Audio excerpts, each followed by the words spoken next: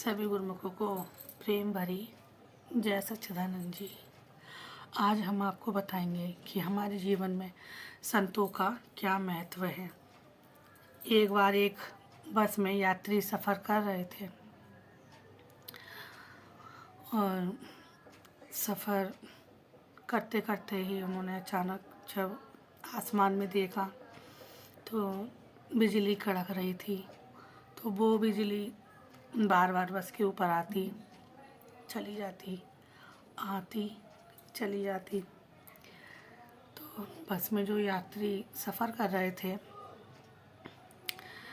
वो एकदम देख के चौंक गए कि ये क्या हो रहा है, बिजली आ रही है, बस के ऊपर गिर रही है, बार बार क्या चक्कर है। तो फिर उनमें से एक जो बुज़ुर्ग थे उन्होंने ये सोचा कि हो सकता है कि बस में कोई पापी बैठा हो जो उसके ऊपर बिजली गिरना चाहती है, लेकिन और लोगों को कोई नुकसान ना हो, इसीलिए बिजली बस पे नहीं गिर रही है।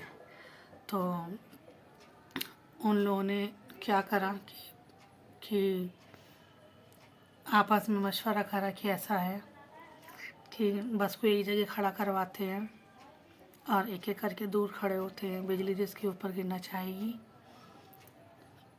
उसके ऊपर गिरेगी, वही पापी होगा।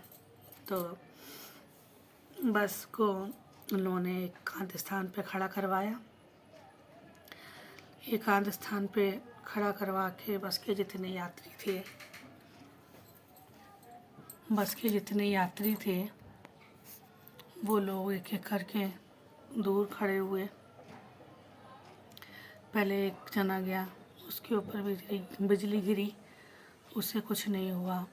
फिर दूसरा गया, उसके ऊपर गिरी, उससे कुछ नहीं हुआ।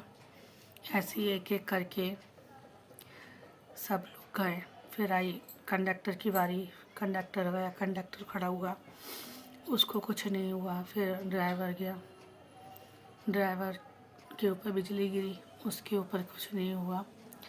अब जो यात्री कर रहे थे, जो सफ़र कर रहे थे यात्रीजन, उन्होंने सोचा कि हम सब चले गए, हमारे ऊपर बिजली नहीं गिरी।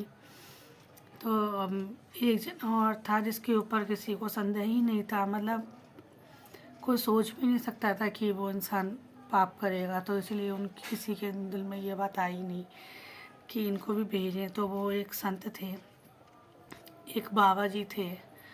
तो बाबा जी से कई हाथ जोड़ के प्रार्थना करी यात्रियों ने कि बाबा जी, हमें पता है कि आप पापी नहीं हो, लेकिन जब सब लोग चले गए हैं तो अब आपकी बारी है, आप जाइए, और हमें पता है बिजली आपके ऊपर नहीं गिरेगी।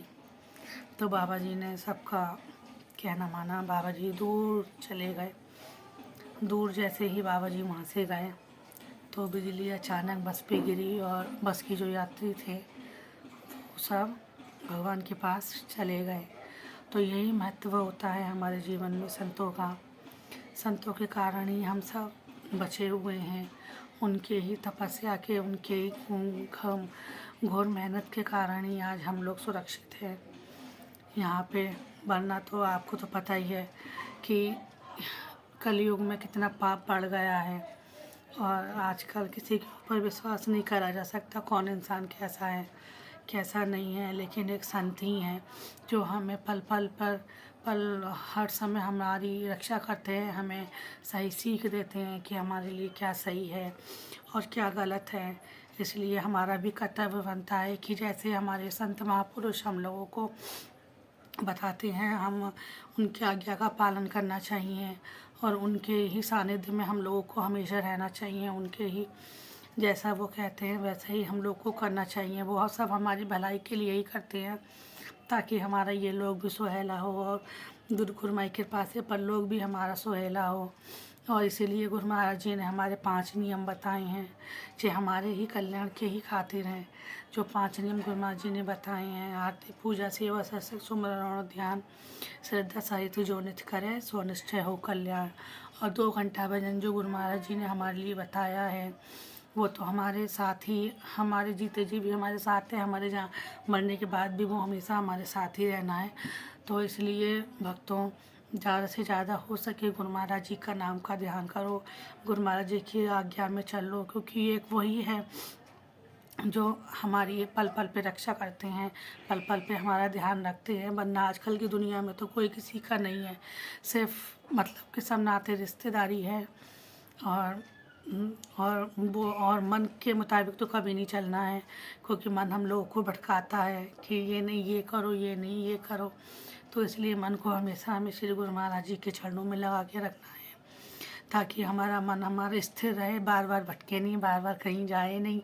इसीलिए गुरु महाराज जी हम सब अपने गुरुमुखों के ऊपर कृपा बनाए रखें और अपना दो आशीर्वाद सदैव हम हमारे सिर पर हाथ रखे, हमें हमेशा आशीर्वाद देते रहें। इसीलिए